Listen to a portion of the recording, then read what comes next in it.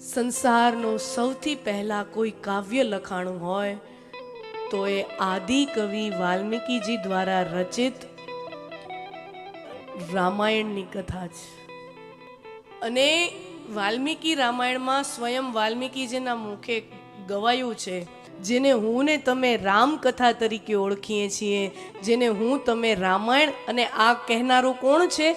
જેને સ્વયં રામાયણ લખી છે એવા આદિ કવિ વાલ્મીકીજી કહે છે કે રામાયણ શું છે? રામાયણ સીતાયાસ ચરિતમ મહત. રામાયણમાં સીતાજીનું ચરિત્ર સૌથી મહિમાવંતું છે. બોલો, નામ હૈ રામાયણ, રામાયણ यानी राम की यात्रा.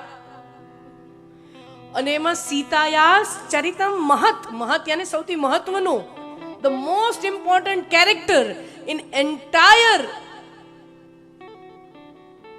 રામકથા, સીતાયાસ ચરિતમ મહત. એ કોઈ સૌથી મહત્વનું કેરેક્ટર પાત્ર હોય તો એ સીતાજી છે. અને આખી રામકથાનું હું ને તમે દર્શન કરીને તો સમજાય કે સીતાજી જ્યાં જ્યાં હતા ને ત્યાં ત્યાં રામ ગયા.